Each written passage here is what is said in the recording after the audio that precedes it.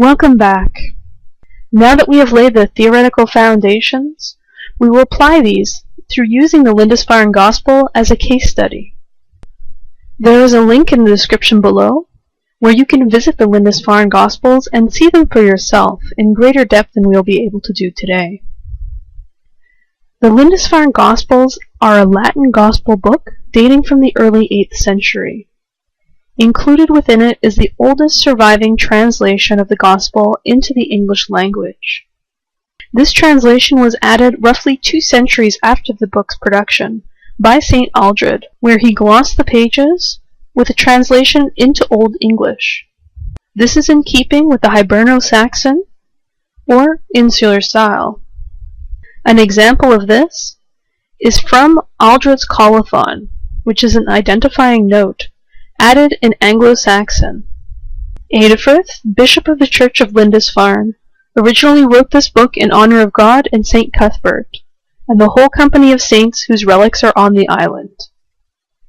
And Adelfrid, Bishop of Lindisfarne Islanders, bound it on the outside and covered it as he knew well how to do. And Bilfrith, the anchorite, made the ornaments on the outside and adorned the cover with gold and with gems and gilded silver. And Aldred, unworthy and most miserable priest, glossed it in English with the help of God and St. Cuthbert. What this text indicates is that Adolfrith wrote the Lindisfarne Gospels, Ethelwald bound and covered it, Bilfrith decorated the cover, and Aldred glossed or added the translation to it. Here is a magnified section of the colophon. Can you identify the names of Eadfrid, Ethelwald, Bilfrid, and Aldred? Once St. Aldred added his translation, the Gospel text looked like this, with the Latin Gospel text in insular majuscule hand, and the English translation in insular minuscule hand. Here's another example of what the text looked like. Can you pick out the two hands? Now that we have taken a look at this translation aspect, we will take a moment to consider the content of the Lindisfarne Gospels. It contains the text of the Gospels, or the theological narratives of the life, death, and resurrection of Jesus. As mentioned previously, it was written originally in Latin, with a later Old English translation added. It is written on 259 sheets, double-sided, for a total of 518 pages. Among these pages include 15 fully decorated pages. Here is an example of one such page. This is the opening carpet page. Its name is derived from the fact that it does look like a carpet, specifically the carpets on which both early Egyptians and Celtic Christians tended to pray. Note the cruciform or the cross-shaped motif as the central design of the carpet.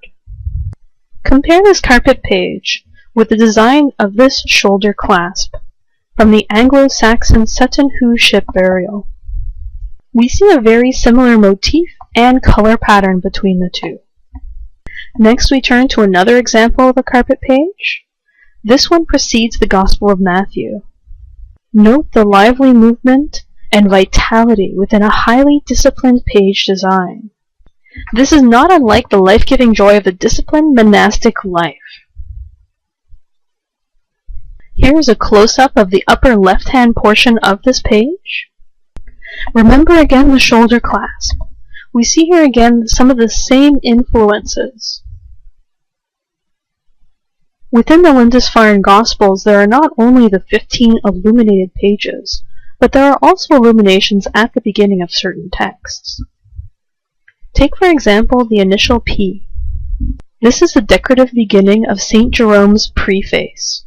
St. Jerome was writing roughly 3 centuries before the Lindisfarne Gospels were produced, but was made famous through the translation of the Bible into common spoken Latin, which is called Vulgate. This preface appeared in many early manuscripts of the Bible.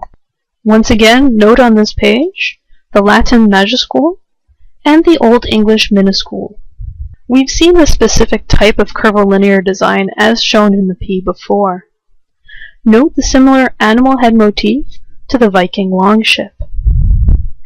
This style was common in both Germanic and Scandinavian art. Although geographically far away, these cultures had contact via the North Atlantic sea lanes with the Celtic people. Seen here are more Viking artifacts with the same animal motif. Seen here is the north portal of Ernstave Church in Norway. Again, note the zoomorphic interlace design. A final example of this is in the early Christian Coptic Church, specifically that of Egypt. Here we see the paradox of insularity and connectedness. Although these designs are very reminiscent of other cultures outside of the Isles, which would have had contact with the Celtic Christians through various means of travel and trade, Celtic Christianity takes this and then develops something unique unto itself. From the preface of St. Jerome, we turn now to the canon table. This is a system of dividing and coordinating the four Gospels, which was in use until the High Middle Ages. This system would eventually transform into the system of today, of dividing books of the Bible into the chapters. This dates from the 13th century, and then the system of dividing these chapters into verses came about somewhere in the 16th century. This is comparable to the 6th century Syriac manuscript called the Rebula Gospels, as seen within Lesson 7 on slides 15 and 16. St. Augustine brought both manuscripts and icons to the Isles in 597. We turn now to the portrait of St. John the Evangelist. Note that this was the Gospel which was especially favored by the Celtic Christians, and was the source of Iona's dating of Easter. It should be noted that all of the Gospel writers were associated with specific symbolic images. For example, St. Matthew is associated with a depiction of a man, St. Mark with a lion, St. Luke with a calf, and as seen here, St. John with an eagle.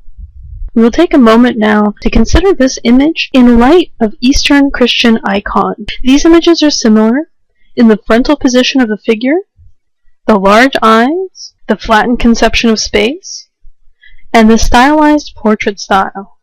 For example, here is an image of Christ and St. Minia, dating from the 6th century in Egypt. Again, we see here a very similar depiction of the human form. Another example is the Syriac depiction of the Last Supper. This image is part of an 8th century manuscript, which is now housed within the British Museum. We see this technique similarly used with the other Gospel writers. For example, here's the portrait of the evangelist Luke. Note the symbolic calf. Often as well, saints will be depicted with some symbolic hint as to their importance. In this instance, we see St. Luke busily writing his Gospel.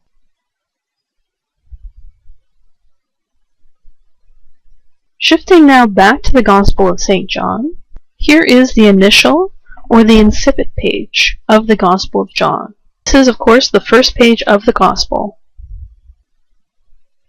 Note the detailed design on this page. Compare these images to an image we saw in Lesson 3, that of the Truro stone in County Galway. This stone was carved somewhere between the 3rd and 1st century BCE in the Latin style. Perhaps this suggests some artistic continuity between the pre-Christian period and Celtic Christianity. Note the use of the curvilinear designs as well as the spiral. Another instance where this is evident is within the incipit page of the Gospel of Luke.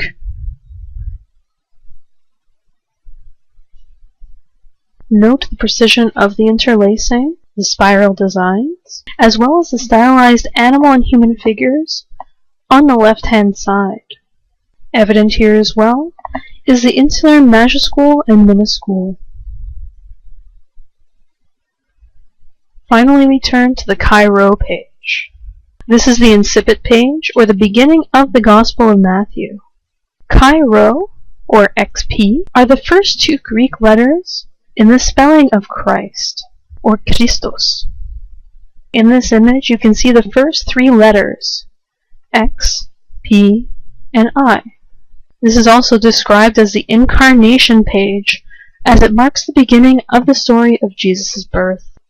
Here is a closer image of the Chi, or the X, from the Chi Rho page. Within the Lindisfarne Gospels, then, we see the continuity of pre-Christian artistic sensibilities, the influence of artistic culture from outside the Isles, as well as a veneration of the natural world. Note how many animalistic images are within the X itself.